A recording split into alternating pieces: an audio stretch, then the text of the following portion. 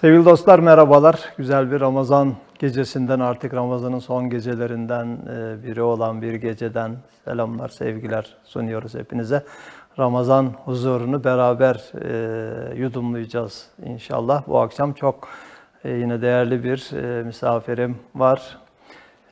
Uzun yıllar televizyonumuzda da sağlık programları yapmış olan psikiyatri profesörü, Profesör Doktor Salih Battal hocamla birlikteyiz. Hocam hoş geldiniz. Çok teşekkür ediyorum, sağ ol. Maşallah hocama dedim ne iyi yaptınız geldiniz. Gerçekten çok mütevazi bir kişiliği var hocam. İleri yaşına rağmen yani bugün hemen öğleden sonra kararlaştırdık. Beni fırçalayabilirdi ya bugün böyle bu akşamki program gündüz mü haber verilir falan diye hakkıydı. Ama hemen sağ olsun tamam gelirim dedi. Hatta ben metro ile geleyim dedi. Biraz uzakta evi. Yok dedik hocam biz sizi aldırırız. Böyle metro ile gelmeye kalkışacak kadar tevazu sahibi bir hocamız. Uzun yıllar çalışıyor, hizmet ediyor, insanlara faydalı olmaya gayret ediyor. Cenab-ı Hak ecrinizi, mükafatınızı bol versin inşallah. Bütün bunları böyle sonsuzluk azığı, yol azığı olarak amel defterinize kaydetsin inşallah. İnşallah. Böyle çalışmak güzel değil mi? Bence yani şükretmeyi öğrenmek lazım. Evet. Çalışmayı bırakmamak lazım. Eğer faydalı olabiliyorsan, yani bir kişiye bile bir şeyler yapabiliyorsan bu çok önemli bir şey benim için. Elhamdülillah. Yani o hayır duayı alabilmek, Allah razı olsun alabilmek. Yani doktorluğun da en güzel şeyi bu. Yani bir Allah razı olsun diyen, yani herkes diyor ki bayağı sevap kazanıyorsun. Yani inşallah öyledir de. İnşallah. Yani. Allah'ın en hoşuna giden şey diye hadiste geçiyor bir hadiste. Yani Allah'ın en hoşuna giden kullarından birinin kalbine sevinç bırakmak, onları sevindirmek yani böyle. Tabii insanları en çok sevindiren şey de bir hastalıktan böyle iyileşmeleri, şifa bulmaları. Yani insanı ben öyle okudum. Allah'a en çok yaklaştıran böyle ona için yalvarmasına sebep olan dertler olduğu gibi en çok minnettar bırakan da devalarmış. İşte buna sebep olarak da doktorlar İnşallah, hakikaten inşallah. çok kazanıyorsunuz inşallah. Allah razı olsun. Evet hocamız ileri yaşına rağmen koşturuyor. Bizim bir dostumuz vardı ve bir vakkas oldu. O anlattı. Hocasının ismi aklıma gelmiş. Çok ileri yaşına rağmen çok gayret ediyormuş. İşte ziyaretine gittik dedi arkadaşlarla. Ya dedik ki hocam herhalde Azrail sizi unuttu. Böyle takıldık dediler kendisine. O demiş ki yok demiş Azrail bana geldi. Dedi ki bak boş bulursam götürürüm. Onun için ben hiç boş kalmamaya çalışıyorum sürekli. diye. Efendim maşallah. Yani gitsek de hani şeyin sonunda var. Hocam da bir şiirle programımızı sürdüreceğiz. İnşallah güzel bir şiiri şerh edeceğiz burada. Ama Necip Fazıl'ın o Zindandan Mehmet'e diye bir uzun şiiri var. Onun en sonu Mehmet'im sevin diyor. Başlar yüksekte. Mehmet'im sevinin başlar yüksekte. Ölsek de sevin, eve dönsek de. Sanma bu tekerlek kalır tümsekte. Yarın elbet bizim, elbet bizimdir. Gün doğmuş, gün batmış, ebed bizimdir diyor. Yani ebed bizim olduktan sonra Yani hiç, değil mi? Şey değil yani daha yani güzel bir hayat gerçekten öyle. inşallah. Evet hocam, hocama dedim bir güzel bir şiir var dedi repertuarımda. Onun yani böyle şairlik, şiire olan sevgi yönünü de böylece keşfetmiş olacağız. Cengiz Numanoğlu'nun rahmetli, Allah rahmet etsin, insanın kendisini tanımak isimli bir şiiri var. Nefsi tanımak. Yani nefis değil mi? En büyük insanın hadiste de düşmanıdır. En büyük düşmanımız gerçekten. Yani o kadar büyük bir düşman ki. her türlü kötülüğü yaptıran nefsimiz. Evet. İyiliği yaptıran da nefsimiz. Yani ama dediğim gibi yani eğer iyi terbiye alabilmişsen, iyi eğitilmişsen, daha doğduğun günden itibaren iyi, kötüyü, helali, haramı, güzeli, çirkini öğrenebilmişsen, yani nefsin iyi yolda hareket ediyor. Ama hiçbirimiz nefsimizi tanımıyoruz. Yani bunu da nefsi açık tanımak. Nefsi tanımak. Bu yani akşamki programımızın adı bu. Nefsi Evet. tanımak. Gerçekten bu aynı zamanda ilmin özü olarak ifade ediliyor. insanın özü. İnsanın özü işte nefsi olduğu Evet. için yani bütün ilmin özü de kendini bilmek. Hani Haddini bilmek, sınırlarını bilmek. Yunus Emre der ya hocam, ilim bilmektir, ilim kendin bilmektir. Şimdi Yunus Emre dedin de ben de bu aslında bunu anlatırken hep böyle bu nefsi anlatırken Yunus Emre psikolojisi diye anlatıyorum. Yani Yunus Emre psikolojisi. Ya Yunus Emre psikolojisi dediğimizde Yunus Emre diyor ki bir ben vardır, bir de benden içeri. Yani benden içeride çok büyük şeyler var. Evet. Ben dışarıdan görünümde ben buyum ama benden içeri. Ve şimdiye kadar psikiyatriyi hep Yahudilerin öğretileriyle öğrenmişiz. Fakat bu Yunus Emre psikolojisini öğrendikten sonra nefsi de, ondan sonra nefsin mertebelerini de ve en çok üzerinde durdum da nefsi mülhime dediğimiz nefsin mertebelerinden birisi. İlham kaynağı olan nefsi üzerinde ben çok duruyorum. Nefsi mülhime. Şimdi nefsin ilki, yani daha doğduğumuz günden itibaren nefsi emmare diyorlar. Emir veren nefis. Devamlı isteyen, doymak bilmeyen, ondan sonra devamlı böyle arayan, devamlı bir şeyler yapmak isteyen, insanı her türlü yola itekleyen, her türlü yola götüren ve gerçekten şeytana uyduran, içimizdeki şeytanı da nefis diye de söylüyor Cengiz Nomanoğlu da. Ve dışarıdaki şeytana açık kapı. Dışarıdaki şeytanı açığız. Yani çünkü cazip şeyler insanları hep celbediyor. Cazip şeyler, böyle garip acayiplikler çok daha cazip geliyor insanlara. Evet. Yani adamın bilmem 8-10 tane arabası var, hala araba alıyor. Bilmem böyle 3-4 tane hanımı var, daha hanımların peşinde gezen bir sürü insan görüyoruz. Yani bunlar, veya herif adamın 10 tane evi var, nasıl 10 tane daha alırım? Bugün tesadüfen bir Rüstem Paşa diye Kanuni Sultan Süleyman'ın bir sadrazamının öldükten sonra kalan mirasını okudum da ya bu kadar çok miras bırakmış ki, bilmem şu kadar altın, bu kadar külçe, bu kadar gümüş, bu kadar arazi, bu kadar çiftlik. Yani insanlar doymuyor. Yani bunu nefsi emmare zaten emir veren nefs. Şunu da yap, bunu da yap, şuraya da git, buraya da git. Her türlü namussuzluğu yap da içinde olan bir şey. Yani ve gerçekten şimdiye kadar dediğim gibi Yahudilerin etkisiyle nefsi 3 tane nefsi öğrenmişiz. Demişiz ki nefsi emmareye it demişiz. Yani alt benlik diyoruz. Nefsi levvame, ayıplayan, kınayan, haram helal bilen nefis demişiz. Üçüncüsü de bunları uygulayan nefis demişiz. Ama gerçekten Yunus Emre'nin dediği gibi bir ben vardır, bir de benden içeri. Benden içeride o kadar çok nefis var ki, yani bunlar oldukça önemli. Şimdi kendimizi tanımıyoruz dedik, yani sınırlarımızı bilmiyoruz dedik ve gene Cengiz Nomanoğlu'nun yani şiirinin ilk kıtasını şöyle birazcık okumak istiyorum. Yıllardır kendimi güya tanırdım. Hep tanıdığımızı zannediyoruz. Sanık ben, yargıç ben hep aklanırdık. Çünkü suçlanma, depresyon nedeni. Hep aklanıyoruz. Yani yanlış da yapsak, ya o öyle bilmem antisosyal kişilik bozukluğu dediğimiz bir yani böyle her türlü kötülüğü yapmaya müsait bir kişilik var. Mesela banka soyuyor, diyor ki ya ne var, ben herkesten bir kuruş bile almadım. Toplumdan 85 milyondan bankayı soyduk ama adam başı bir kuruş bile almadım. Yani kendi kendine, yani sanki rasyonalize dediğimiz akla yaklaştırıyor ve kendini suçlamıyor. Diyor ki Cengiz Nomanoğlu, yıllardır kendimi güya tanırdım. Sanık ben, yani sanık ben, yargıç da ben hep aklanırdım.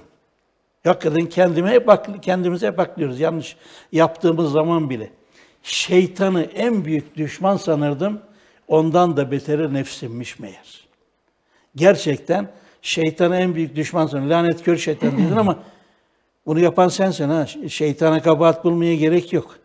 Evet. Yani böyle şeytan taşlamayı falan gördüğümüzde biliyoruz. İnsanlar neler neler orada şeytan taşlarken neler neler akıllarına geliyor. Niye, neden, niçin gibi sorularla karşılaşıyoruz. Yani onun için en büyük düşmanımız nefsimiz. Nefsi emmare dediğimiz nefis. Yani bu emir veren nefis. Yani isteyen, doymayan, yer zaman tanımayan, sadece kendi zevki için zevk prensibinin hakim olduğu bir nefis bu. Nefsi emmare.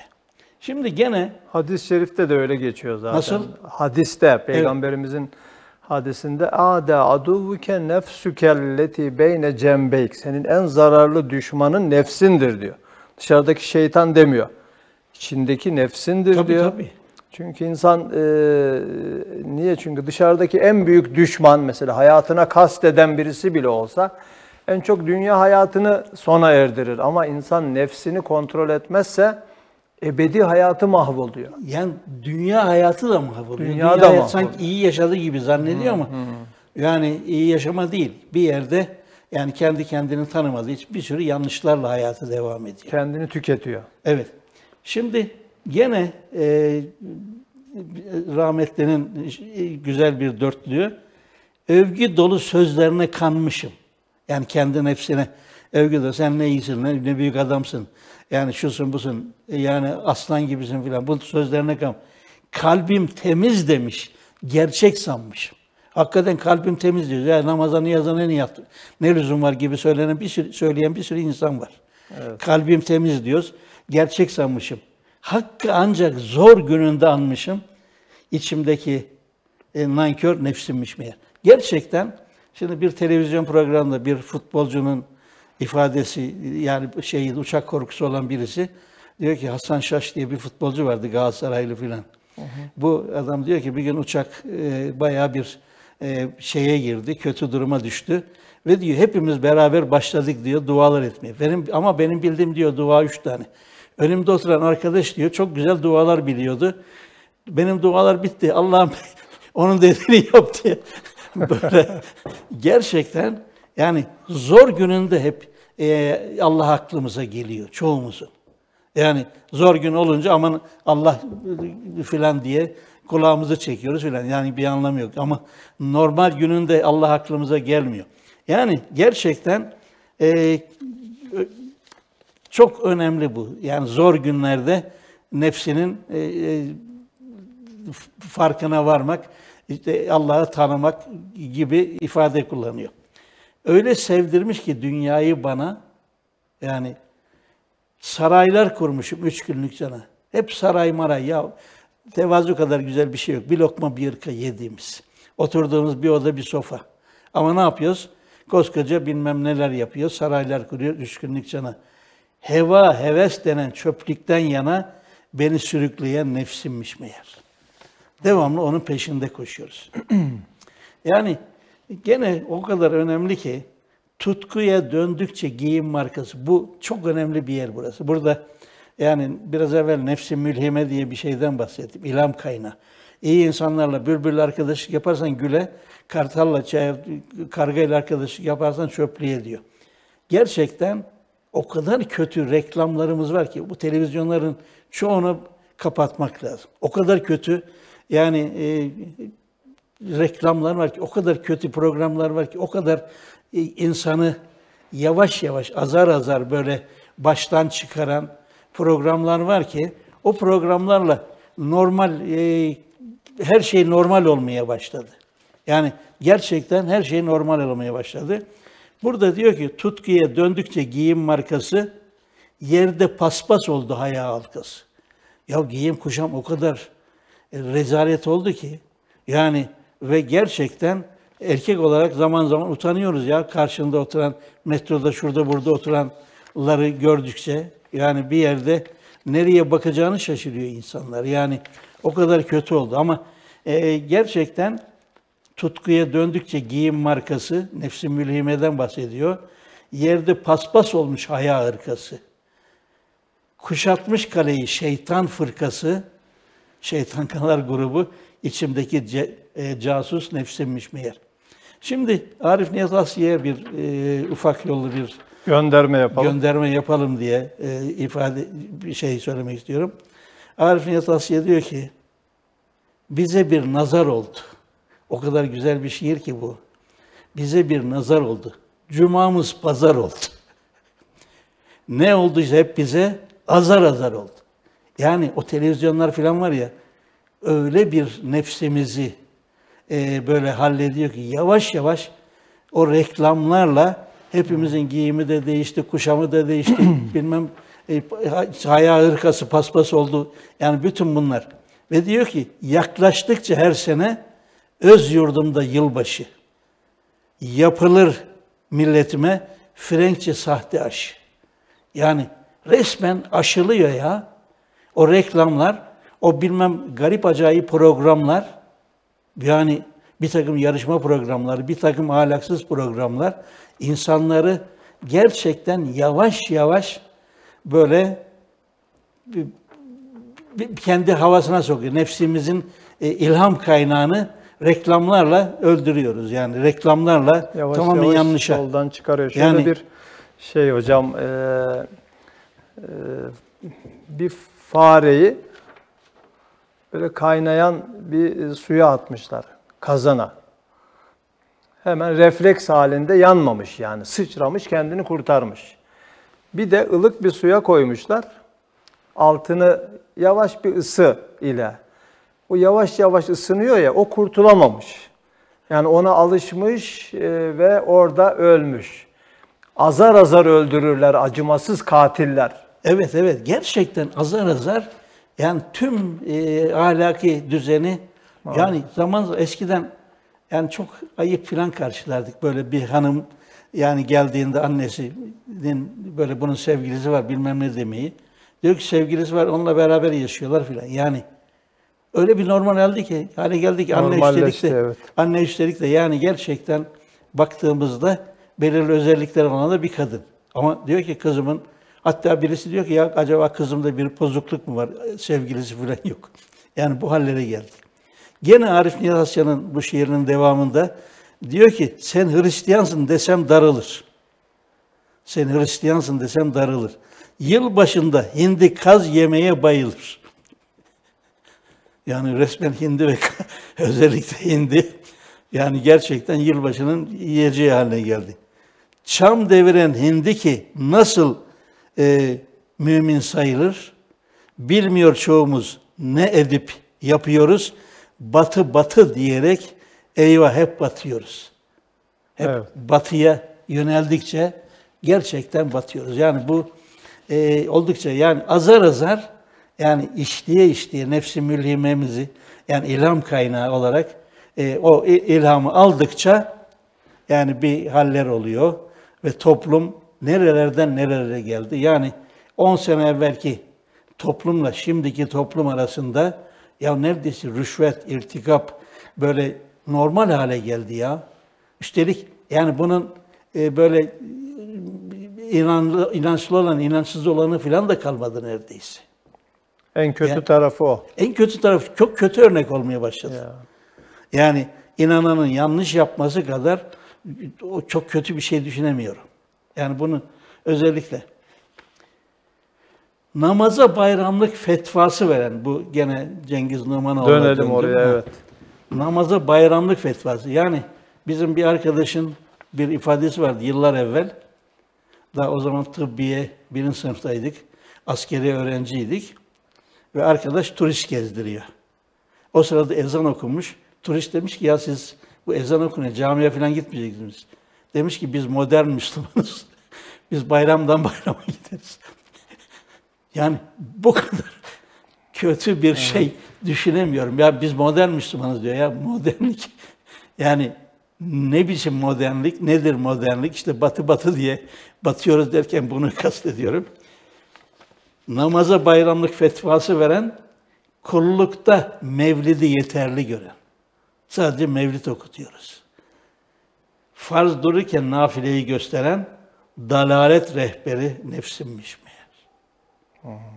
Gerçekten dalalet rehberi. Ve gene o kadar güzel ifade etmiş ki Allah rahmet eylesin. Gerçekten yani bu Cengiz Numanoğlu emekli bir binbaşıyken kendi isteğiyle bir emekli olmuş. 1942 doğumlu ve rahmetli olmuş. Yani bu Ramazan gününde rahmetimizi gönderelim. Evet. Allah rahmet Bu eylesin. programı yapmamız, şiirini okumamız inşallah rahmete vesile olur. İnşallah, inşallah. Şimdi gene tam Ramazanlık bir dörtlük var burada. Diyor ki ağzım var, güya oruç tutmuşum. Haramları gözlerimle yutmuşum. Seher vakti yorgan döşek yatmışım. Secdeye müsallat nefsimmiş meğer. Yani haramları gözlerinle yut, her türlü kötülüğü yap, her türlü rüşveti, irtikabı götür. Ondan sonra de ki ben Müslümanım. Halbuki böyle kimsenin aç kalmasına Allah'ın ihtiyacı yoktur diyor Peygamberimiz. İdeal bir oruç, yani gözüne de kulağına da tutturacağın, bütün azalarınla tutacağın oruçtur diyor. Orucun ekmeli, mükemmeli budur. Sadece midenin aç kalması değil. Haramlardan gözünü korumak, ağzınla, dilinle kötü söz söylememek, kulağınla Kur'an dinlemek, böyle bütün azalarınla oruç tutmayı Üstad Bediüzzaman en mükemmel oruç diyor. Orucun ekmeli diye tarif ediyor. Doğru. Yani ama dediğim gibi bir sürü kötülüğü yap. Hep söylediğim bir şey var. Yani böyle imanın şartı kaç, İslam'ın şartı kaç diye zaman zaman bir takım insanlara soruyorum özellikle. Aslında pek çok insan, üstelik de benim tanıdığım insanlar çok da iyi insanlar filan. Yani imanın şartını, İslam'ın şartını da pek zaman zaman şaşırıyorlar. Birisi 5, birisi 6 diyor. Yani imanın şartı 6. Nedir imanın şartı? İşte Allah'a inanmak, peygambere inanmak, kitaplarına inanmak, ölüp dirileceğimize inanmak gibi inanmak. Peki bu ne demek inanma? Kabullenme anlamına geliyor. Kabullenme. Ne demek? Allah'ı da kabulleniyorsun, peygamberlerini de kabulleniyorsun, meleklerini de kabulleniyorsun, bilmem kitaplarını da kabulleniyorsun. Hesap gününü de kabulleniyorsun. Peki İslam'ın şartı kaç? 5. Ne demek İslam? Kabullendiğin şeyi güçlendirmek için yaptığın ibadetler. Yani imanını güçlendirmek için yaptığın ibadet. Bu sadece seni ilgilendiriyor. Ama Kur'an emirlerini yerine getirmezsen, yani ileride bahsedeceğim, nefsi raziyeye uygun davranmazsan, Allah'ın rızasını, ananın rızasını, babanın rızasını, şimdi şurada program yapıyorsun, hazırlamadan gelmiyorsun. En azından dinleyicilerin rızasını kazanmak için geliyorsun buraya. Yani bu rızayı kazanmadan gerçekten tuttuğun orucunda, kıldığın namazında, bilmem gittiğin hacında, yani Kur'an emirlerini yerine getirmezsen hiç, yani ne kadar anlam olur bilmiyorum ama gerçekten yani eğer imanını güçlendirmek istiyorsan, İslami akaidleri böyle yerine getiriyorsan Kur'an'ın emirlerine uyacaksın. Kul hakkı yemeyeceksin. Selamı vermeyi ihmal etmeyeceksin. Kimsenin parasını, pulunu, bilmem ırzını, namusunu yanlış yapmayacaksın. Ve gerçekten Kur'an-ı Kerim baştan sona, yani bu hafta iyilik haftası diye Diyanet galiba. Yani iyilik yapacaksın. Evet. Ve yani Allah rızası için bir doktor olarak kendi kendime diyorum ki hastanın rızasını kazanmak zorundasın. Yani Allah'ın rızasını kazanmak istiyorsan, rızaya talipsen evvela hastandan başla ya rızaya. Evet. Evvela anandan, babandan, eşinden başla rıza kazanmaya. Evet. Yani Allah'ın rızası onlardan geçiyor yani. Tabii Onların yani bunları rızası. yapmadan Allah'ın rızasını kazanamazsın. Sen kul hakkı yiyerek Allah'ın rızasını kazanman mümkün değil. Evet. Yani bunlar oldukça önemli. Yine çok güzel bir şey bu şeyle ilgili, İslam'ın şartıyla ilgili. Yine burada dile getiriyor. Diyor ki, vermişim ne cömert desinler diye. Vermişim ne cömert desinler diye. 3-5 çürük çarık güya hediye. Yani 3-5 çürük çarık kötü, işe yaramaz. Yani atılacak şeyleri hediye olarak vermiş. arkasından dilenmişim metiye, bu alkış delisi nefsimmiş meğer. Yani bir takım basit şeyleri veriyorsun, ondan sonra da diyorsun ki beni methedin. Bak ne büyük işler yaptım, ne büyük şeyler verdim. Evet. Yani ve gene zekata geldi. Bir takım şeyleri söyledikten sonra yani İslam'ın şartını da böyle şiirde dile getirmiş. Allah rahmet eylesin tekrar. Bağ bahçede hasat vakti gelince hesaplar yapmışım inceden ince. Lakin Allah için zekat denince elimi bağlayan nefsimmiş meğer. Burada bir sizi dinlendireyim. Merak ettiklerimiz diye bir programımız var. Evet. Burada arkadaşlar diyor ki veya biz de zaman zaman dinliyoruz. Şimdi adam açıyor işte diyor ki işte şu kadar şeyim var, ne kadar zekatı var, şu kadar borcum var, düşer miyim veya ne kadarına düşüyor. Yani zekattan biraz kurtulmak için yollar arıyor, çareler Yani arıyor. nefsimiz. Nefsin şeyi bu. Halbuki ya senin yani verecek seviyeye ulaşmışsan Allah sana nimet vermiş yani ona sevin, sevap kazanacaksın, farz isteyeceksin. Yani ondan kaçmanın yolunu arar mı adam yani? Değil mi? İşte Rüstem Paşa, yani Kanuni Sultan Süleyman'ın sadrazamı öldükten sonra öbür tarafa da götürememiş. Ve götüremediği için de yani böyle binlerce altın. İyi örnek de hocam Kanuni'nin kendisi. 46 yıl Osmanlı tahtında kalmış. Böyle yani en saltanat rekoru kırmış. Şöyle bir vasiyeti var. Duydunuz mu onu? Ben giderken diyor yani cenazemi götürdüğünüz sırada böyle sağ elimi şeye bırakın. Tabutun dışında çıkarın yani dışarı. Şu mesajı vermek istemiş. Bak 46 yıl Osmanlı padişahı olarak kaldım. Elim boş gidiyorum. Ders alın diye bu mesajı böyle vermesi için. Yani çok güzel bir örnek o yani. Gerçekten güzel örnek ama dediğim gibi zekat bile ciddi problem oluyor. Nefsimiz Maalesef. fırsat vermiyor. Maalesef. Komşuda katık yok. Ben tok yatmışım. Tembel diye bir de çatmışım diyor. Tembel diye gıyabında çatmışım. Yani o da çalışsın diyorlar çalışsın, ya. para kazansın. Kazansın Biz diye çalıştık. tembel oturuyor. İşte gıyabında çatmışım. Ha. Şefkat dersi vermişim, nutuk atmışım. Bu sahtekar maske nefsimmiş meğer. Evet. Ve gene bu Müslümanlara zaman zaman bu televizyonlarda nerede böyle başörtülü filan kadın var, onu temizlikçi filan diye gösteriyorlar. Böyle o kadar kötü bir şey ki. Maalesef. Bunu anlatan bir şey. Diyor ki, Kur'an ehli görmüş, küçümsemişim, üstelik cüretle yobaz demişim. Kur'an ehli görmüş, küçümsemişim, üstelik cüretle yobaz demişim. Nece kul hakkını böyle yemişim, gerçek yobaz nefsimmiş meğer. Evet. Yani gerçekten bu nefis de doğuştan var olan ve nefs-i emmare dediğimiz emir veren nefis. Bunun terbiye edilmesiyle yani nefs-i mülhime dediğimiz nefs-i levvame dediğimiz süperego bu yani Yahudilerin koyduğu süperego. Nefis de ego, benlik, üst benlik, alt benlik diye de Türkçeleştiriyorlar. Bir yerde süperego sözü bana vicdan dediğimiz, ahlak dediğimiz, iyi kötü dediğimiz, haram helal diye bilinen kısmı. Yani nefsimizin. Yani nefsi levvamı ayıplayan, kınayan nefis. Nefis de uygulayıcı, hükümet gibi görev yapan.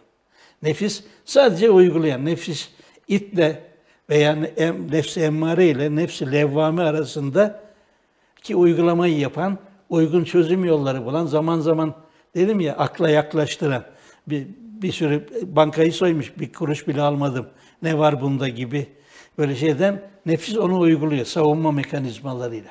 Ama Asıl nefsin üzerinde bir ben vardır, bir de benden içeri dediğimizde nefsi mülhime, biraz evvel söylediğim gibi. İlham kaynağı. Onun için bu televizyonları, yani Allah razı olsun bu televizyon açanlardan, Dost Televizyonu, buna benzer televizyonları açanlardan gerçekten yani iyi bir ilham kaynağı oluyorsunuz insanlara. İnşallah. İyi okulları açanlardan gene ilham kaynağı oluyor. Değilse bir sürü garip acayip okullar var. Bir sürü garip acayip televizyonlar var. Yani çırılçıplak insanları yarıştırıyorlar. O yarışmalarda gerçekten milleti de o televizyonun başına çekiyorlar ve çok normalmiş gibi bir müddet sonra azar azar dedik ya, azar azar onları alıştırıyorlar. Yani bu oldukça kötü. Şimdi bir de nefsi mutmain denen güzel bir nefis mertebesi var. Nefsi mutmain. Yani bu tatmin olmuş nefis. Bir lokma bir hırkaya yani böyle yeter diyebilen nefis. Bu duruma gelmek de çok önemli. Tatmin olmuş nefis. Aman şunu da alayım, bunu da alayım, şunu da yapayım, bunu da yapayım değil. Sadece tatmin olmuş bir lokma bir hırkayla hayatını devam ettiren nefis diyoruz buna. Gene bu nefislerden nefsi marziye var. Kendisiyle barışık olan nefis. Nefsi marziye. Yani tam Nefsi karşılığı raziye, nefsi marziye. nefsi raziye, raziye daha üst. Daha nefis. üst mü? Ha. Daha üst.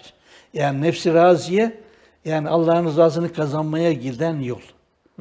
Yani arkadaşının, eşinin, dostunun, komşunun, ananın, babanın o Lokman suresinde resmen annene bağırma, babana bağırma. Üf bile deme. Üf bile deme. Yanında yürürken böyle bilmem ne gibi yürüme. Yani Kur'an'ın emirlerinde olan şeyler bunlar ve iyilik yap. Yani ve gerçekten raziye Allah'ın rızasını kazanmak için seçilen bir yol. Yani bu oldukça önemli. Ama asıl nefsi kamile var ki En üst. en üst Zirve. nefis peygamberlerdeki, Peygamber Efendimiz'deki nefis. Nefsi kamile. Yani gerçekten şurada özet olarak şunu söylemek lazım gibi geliyor bana. Nefsimizin esiri olmamamız lazım. İyilik yapmayı, Allah'ın rızasına giden yollarda çalışmayı, Allah'ın rızasını kazanmak için her türlü güzellikleri yapmayı. Yani ben öbür dünya ahireti kazanmama değil. Yani gerçekten dünyada ahireti kazanmak gerekiyor. Yani yanlış bir şey söylemedim değil mi? Dünyada ahireti kazanmak. İyiliklerle, efendilikle, dürüstlükle, kulak yememekle, anana saygıyla, babaya saygıyla, komşuna saygıyla, akrabaya destek çıkmayla, yani bu şekilde gerçekten nefsimizin esiri olmamalıyız. Ve gerçekten gene bir şiir daha var ama bugün o kadar fazla şiir okumayalım artık. Fark etmeli insan diye bir şiir var. Daha evvel de bunu neredeyse bir program yapmıştık böyle gene bu televizyonda. Gerçekten diyor ki doğarken eller açık doğuyorsun. Elleri yani ellerin yumuk doğuyorsun. Dünya benim der gibi. Ama diyor ölürken demin de söylediğin gibi işte ben her şeyi bıraktım gidiyorum der gibi. Ve diyor hayat 3 gündür. Dün dünde kaldı. Yarın meçhuldür. Gün bugündür. Bugün sınırlarını bil, haddini bil. Ondan sonra yapman gereken insan olmak yani bir yerde. Ölçü insan olmak. Tek yarış insan olma yarışı. Tek yarış insan olma. Evet. Yani Ben de öğrencilerime onu söylüyorum hep hocam. Bir sürü yarışların içindesiniz ama bütün yarışlar insan olma yarışının birer basamağı, vasıtası. Asıl yarış, tek yarış insanlık yarışıdır. Bu Allah'ın açtığı bir yarış. Yani bu yarışta önde olmaktır asıl başarı. Ve gerçekten yani Kur'an'ın emirlerine uymak, Allah'ın rızasını kazanmaya giden en güzel yol. İnsan olmanın en güzel özelliği. Yani bütün yaptığım konuşmalarda da bunu söylüyorum. Ve diyorum ki aman sevgiyi unutma. Yani eşine seni seviyorum demeyi unutma. Yani sevmezsen iman etmiş sayılmasın, iman etmezsen cennete gidemezsin diyorlar. Eğer cennette kazanmak istiyorsan eşine karşı saygılı ol, eşine karşı sevgi dolu ol ve gerçekten insanlarla iyi ilişkiler içinde ol. Neyse hiçbir şey öbür tarafa gitmiyor. Sadece bu dünyada yaptıklarınla öbür tarafa gidiyorsun. Dünyada İyiliklerini götürüyorsun. evet, iyiliklerle. Onun için sırat-ı müstakimden, doğru yoldan ayrılmamamız Amin gerekiyor. hocam. Arkadaşlar hocamızı dinlendirecek miyiz? Bir ara verecek miyiz? Yoksa devam mı ediyoruz? Ara işareti gelmedi. İsterseniz devam edelim. Biz devam ederiz. Sabaha kadar konuşuruz. Maşallah. Hocam böyle şairlik yönünüz olduğunu da yani şiir Yani seven, güzel şiirleri böyle seçen, onlardan ilham alan bir kişiliğiniz olduğunu bilmiyorduk. İnşallah devam edeceğiz. Bir kısa ara vermemiz gerekiyor. Evet. Sonradan tekrar birlikteyiz. Sevgili dostlar, Ramazan huzurunu bırakmayın.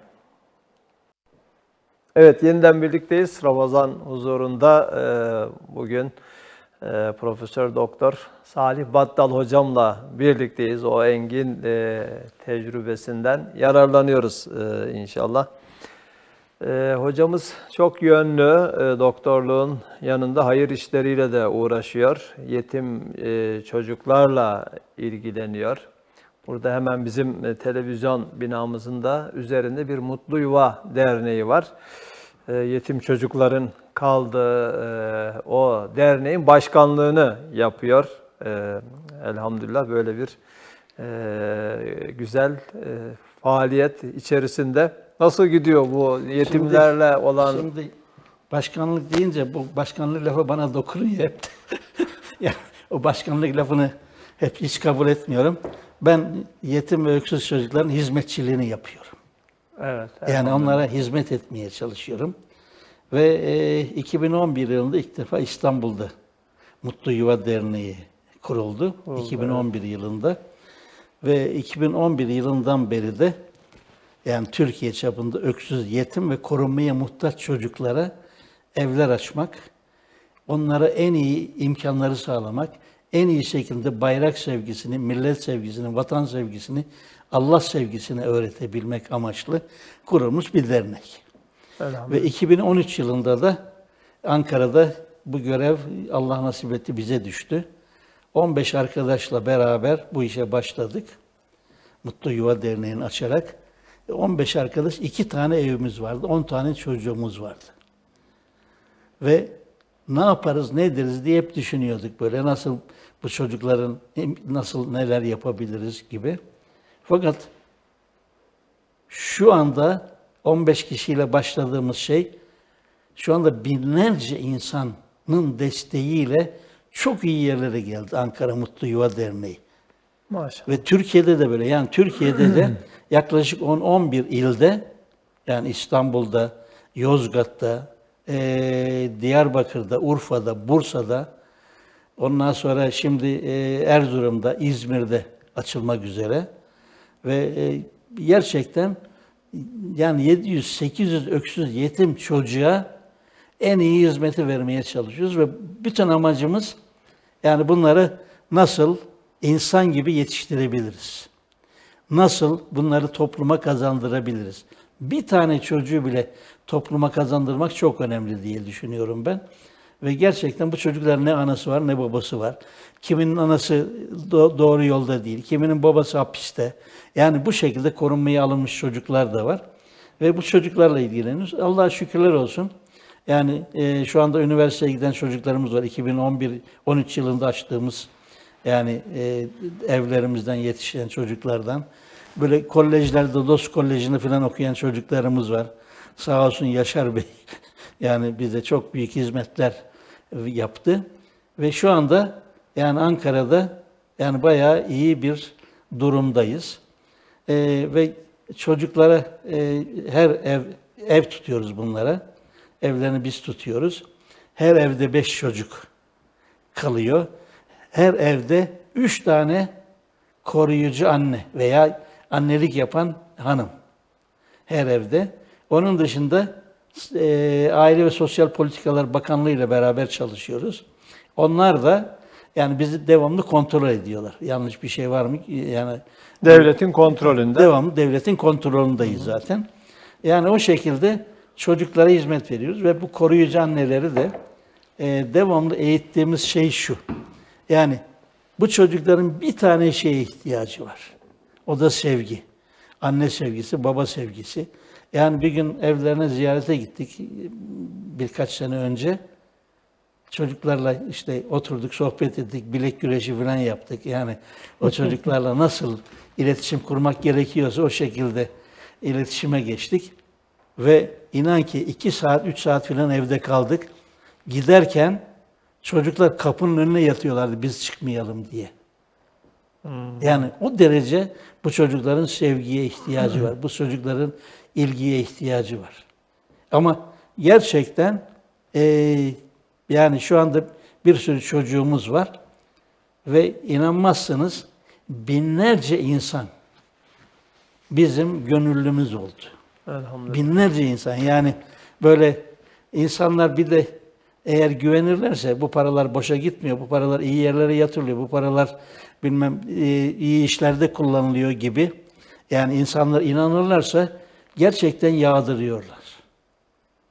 Yani, Evet, hocamız ben de şahit oldum. Böyle işte iftar onlarla birlikte yetimlerle iftar yapıyoruz. Geçen burada vardı bizim, ben de evet, katıldım. biliyorum. O iftara katılanlara diyor, yani kendisi de örnek olarak, ya bu paraları ne yapacağız diyor, biz ahirete mi götüreceğiz diyor, para ne içindir diyor filan.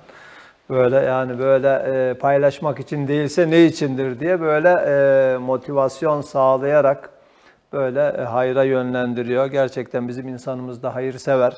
Bizim insanımız çok güzel bir insan. Dünyanın hiçbir yerinde bizim insanımız kadar güzel insan yok. Evet. Ama bizim insanımızı bozuyorlar, o da başka. Bozuyorlar maalesef. Bozuyorlar, o da başka. Bu televizyonlarla, radyoyla, gazetelerle yani bozuyorlar. Şimdi gene yıllar önce aslında bu işin bir takım şeyleri de var, böyle olumsuzlukları da oluyor ama olumsuzluklar bile yani böyle konuşmamıza vesile oluyor. Yani geçmiş dönemlerde bakanlardan birine hayırlı olsuna gittik. Böyle Aile ve Sosyal Politikalar Bakanları gelince yani hayırlı olsuna gittik. Bakanın birisi bana dedi ki bu yaşta sen ne bekliyorsun dedi. Çünkü millet zannediyor ki buradan bir beklentisi var. Buradan bir şeyler umuyor. Ne malanacak? Ne malanacak? Acaba milletvekilliği mi, bakanlık mı, padişahlık mı ne bekliyor? Dedim ki vallahi ben unumu eledim, eleğimi astım. Yani ben çünkü 30 sene Gülhane'de doktorluk yaptım. 30 sene. Şimdi de yaklaşık 18 senedir de Ufuk Üniversitesi'nde hekimlik yapıyorum. Yani neredeyse 48 senedir yani bu işi götürüyoruz. Maşallah. Ve gerçekten yani sırf yani vatandaşa hizmet, insana hizmet, insanlığa hizmet. Yani bir yerde nefsi raziye dediğimiz şey acaba Allah'ın rızasını kazanabilir miyiz diye. Yani kazanıp kazanamadığımızı da bilmiyoruz ama bakan bana böyle dedi ya, ne bekliyorsun buradan? Dedim ki vallahi ben bir şey beklemiyorum. Benim sadece beklentim nasıl hizmet edebilirim, bu işin hizmetçiliğini nasıl yapabilirim? Yani unumu elemiş, eleğimi asmış bir insanım. Bundan sonra tek bir beklentim var. Öbür tarafa hiç olmazsa ufak da olsa bir şeylerle gidelim diye böyle söyledik. Evet. Hocam Allah razı olsun. Bu örnek hizmetleriniz inşallah daim olsun. Rabbimiz ecrinizi bol bol versin. O çocuklara gerçekten yani Peygamberimiz de yetimdi, öksüzdü. Değil mi? Bir nevi Peygamberimizin şartlarını yaşıyor o çocuklara. Gerçekten yardım elini uzatmak, o sevgi elini uzatmak çok çok güzel. Yani dediğiniz gibi bir insan bir alemdir, yani bir insanın kazanılması çok önemli bir görevdir, çok önemli bir başarıdır. Şimdi tabii fazla bir zamanımız kalmadığı için siz yani bu kadar 50 yıla yakın uğraşıyorsunuz, çalışıyorsunuz. Çok farklı kesimlerle muhatapsınız. Yani bu hayattan anladığınız en önemli şey nedir? Yani dünyayı nasıl anladınız, nasıl tanıdınız, ne tavsiye edersiniz? Aslında ne tavsiye ederim derken mutlu olmanın yolu mutlu etmekten geçiyor. Bunu düşünüyorum. Bunun altını çizelim. Yani bu mutlu çok olmanın önemli bir- yolu mutlu etmekten Yani geçiyor. gerçekten Evet. insanların o hastanın yüzünün gülmesi, hastanın gelip teşekkür etmesi, hastanın gelip Allah razı olsun demesi yani milyonlara değişmez. Geçen gün emekli bir albay hanım böyle asistanlarla filan böyle intern öğrenci, doktor öğrencilerle beraberiz. Diyor ki bakın bu hoca şunu yaptı, bunu yaptı ama hiçbirinden haberi yok. O kadar çok dua aldı ki diyor.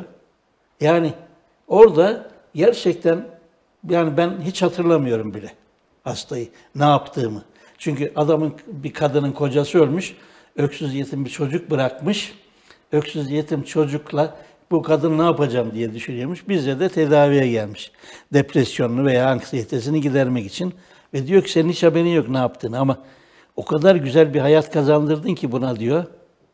Yani bunu anlatmam mümkün değil. Gerçekten yani olayı değerlendirdiğimde mutlu etmek, mutlu olmanın en güzel yolu. Yani doktorluk para için, pul için yapılacak bir meslek değil. Yani bunu özellikle para kazanmıyoruz diye yalan yanlış laflar da etmek istemiyorum. Allah'a şükürler olsun. Yani bu arada kazanılıyor bu işte. Çünkü bu millet hakikaten bonkör millet dedim ya. Yani hiçbir şekilde yani doktor olarak seni ihmal etmiyor. Evet. Yani ama ne var? Kesinlikle para için, pul için yapılan bir şey değil ve onların mutlu olması senin en büyük ücretin oluyor. Yani para da kazanılıyor ama paradan çok daha önemli şeyler Çok daha önemli şeyler kazanılıyor. var. Evet, evet. Elhamdülillah. Yani o çok daha önemli diye düşünüyorum. Onun için de halen şu yaşta yani bu doktorluğu bırakamadık. Devam ediyorsunuz. Yani hatta dedim ki yani bizim Mutlu Yuva Derneği'ne de söylüyorum, bizim hastaneye de söylüyorum. Diyorum ki beni bırakın da ben gideyim artık. Yani diyorlar ki ölünce ancak bırakırız diyorlar. Öldüğü zaman ancak bırakırız gibi böyle bir şeyler söylüyorlar. Yani Şöyle bu Barla layıkasında Bediüzzaman'ın bir doktora yazdığı mektup var. Şöyle başlıyor. Ey kendi hastalığını teşhis edebilen bahtiyar doktor diyor. Şimdi demin siz okudunuz ya insanın kendini tanıması, nefsini tanıması ondan sonra çok önemli. Sonra da diyor ki Allah'ın diyor yarattığı, Allah çok şey yaratmış, her türlü yaratmayı bilendir diyor Kur'an. Ama Allah'ın yarattığı şeyde en gizemli olan şey, en değerli olan şey hayattır. Doktorlar hayata hizmet ediyorlar ya, hayat kurtarmaya çalışıyorlar. Dolayısıyla en önemli şey hayat olduğu için diyor, vazifeler içinde en önemlisi de hayata hizmet etmektir diyor. Siz hayata hizmet ediyorsunuz. Onu öyle bir şey çiziyor. Yani yerinizi ondan sonra protokolde efendim bizim öğrenciler de böyle şey yaparlar. Çok yani illa gözleri hep tıpta hem de Hacettepe İngilizce tıp olacak. Evet, böyle evet. Yüksekleri hedefliyorlar. Ben de bunu onlara söylüyorum. Gerçekten yani doktor olmanın farkı budur yani en gizemli varlık insandır. Yani insana hizmet. Yani öteki eşyaya, makineye hizmet efendim herkes yapar. Şimdi mühendislikler var, mimarlıklar var, işte binalar, yollar filan. Ama insan en değerli varlıksa insana hizmet, insan yetiştiren hizmet en üstün hizmettir. evet. Ama diyorum sizin şeyiniz protokolde tamam böyle de sonra bir cümle daha geliyor. Bizi diyorum sizin önünüze geçiriyor. O da şu, hayat için yapılan hizmetler içerisinde de en önemlisi fani hayatın baki hayata dönüşmesi için yapılan hizmetlerdir diyor. Yani bu manevi doktorluk. Evet. Tabii bunun ikisini beraber siz yapıyorsunuz. Hakikaten manevi doktorluk dedin de Hoca Efendi'nin Bediüzzaman'ın 21. sözü var. Yani mutlaka biliyorsunuzdur siz. Yani takıntı hastalığıyla ilgili Vesvese Risalesi. Vesvese Risalesi. Evet. Ya bu kadar güzel nasıl anlatılır diye düşünüyorum. Ben resmen o Risale benim Sümeri'min altında takıntı hastası gelenlere onu çıkarıp gösteriyorum. Diyorum ki bak 100 sene kadar evvel diyor ki ey marazı vesveseye müptela. Yani eğer takıntı hastası diyor. Yani eğer obsesif hasta diyor. Yani tam Obsesif, bizim evet. tabirimizde. Takıntı hasta. Diyor ki neye benzer? Bu musibete benzer. Eğer bunu çok ciddiye alırsan, yani çok büyütürsen büyür. Hafife alırsan hafif olur. O kadar güzel ifade ki ve bundan çok istifade ediyorum. Evet. Yani hastalarımla konuşurken yani bu yani harika bir ifade tarzı. Gerçekten öyle. Bizim öğrenciler içerisinde de öyle. İşte aklıma, kalbime kötü şeyler geliyor. Ben yoldan mı çıktım, kalbim niye bu kadar bozulmuş filan. Ben de öyleydim hocam tam lise yıllarında. Özellikle böyle dine yeni dönen kişilerle Evet. şeytan çok uğraşıyor. Böyle onları vazgeçirmek için, bunaltmak için çok uğraşıyor. Dolayısıyla o zaman tanımıştım Risaleleri. O Vesvese Risalesini okuyunca derin bir nefes aldım. Kurtuldum dedim yani. Çok Şimdi şükür. gerçekten bana Mersin'den gelmiş bir hastam var. Yani adam diyor ki ben tamam günah işledim filan ama uzun zamandır günahlardan uzak duruyorum. Fakat zaman zaman dini konularda aklıma düşen ikilemler var. Allah'la ilgili, peygamberle ilgili, yaptığım yanlışlarla ilgili. Ve kafasını atamıyor adam. Namaza duruyor, namazda bile böyle bu takıntılardan bir türlü vazgeçemiyor.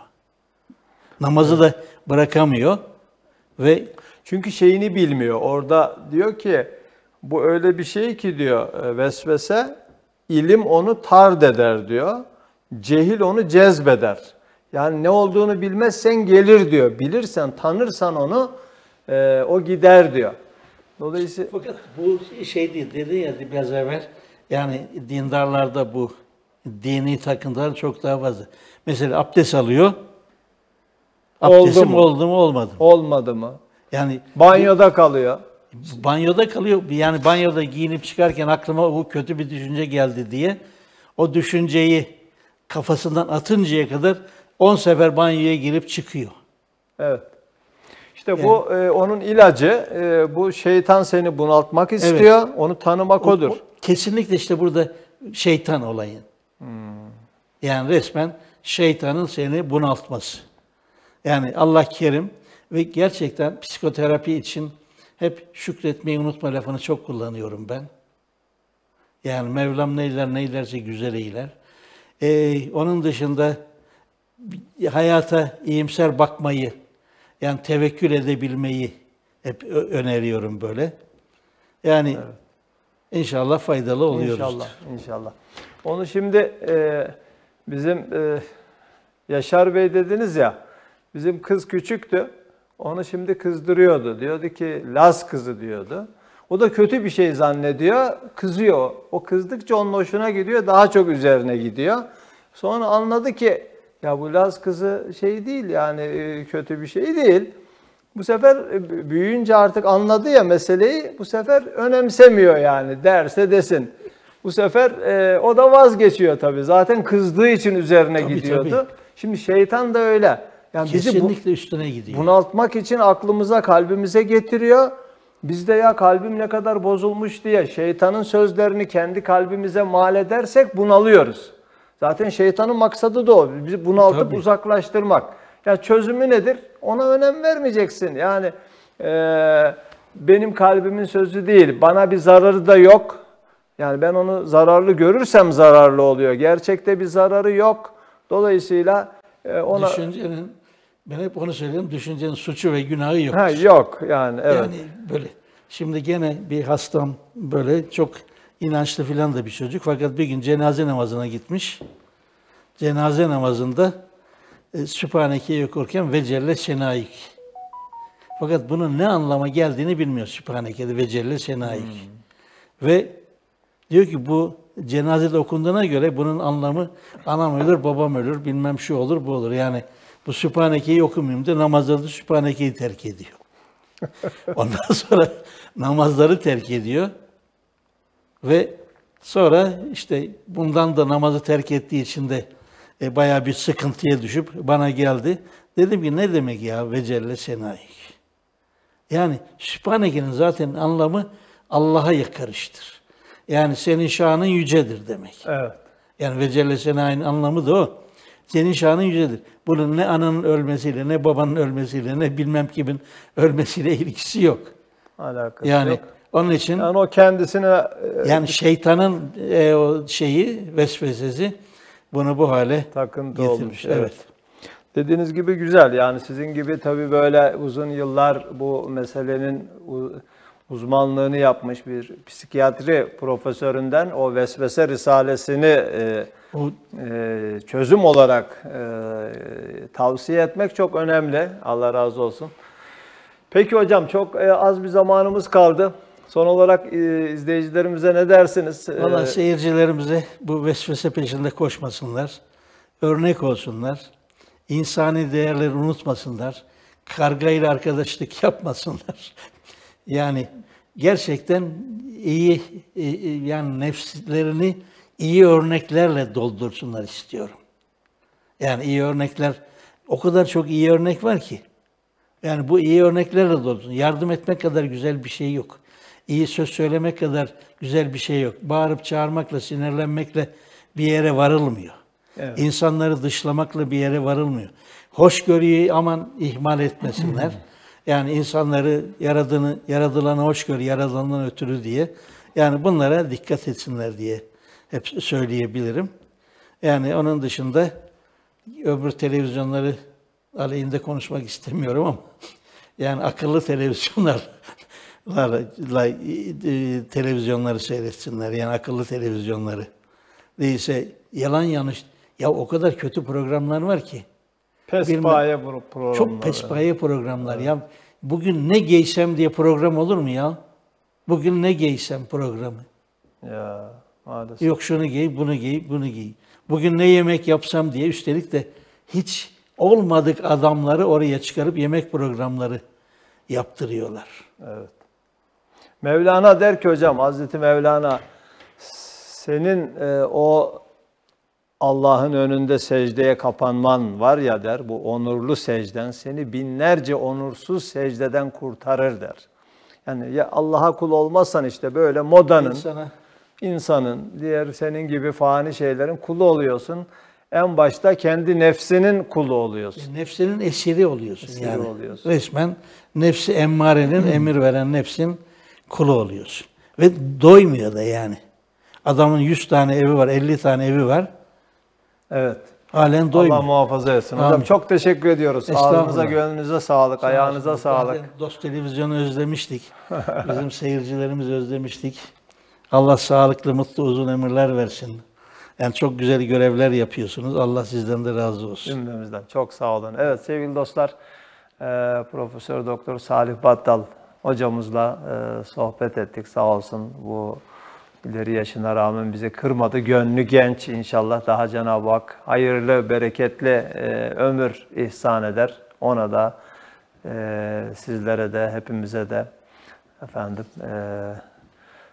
hepinize Ramazan huzuru gecesinden, huzurlu bir geceden selamlar, sevgiler sunuyoruz. Tekrar önümüzdeki gecelerde beraber olma dileğiyle, duasıyla. Hoşça kalın. Allah'a emanet olun.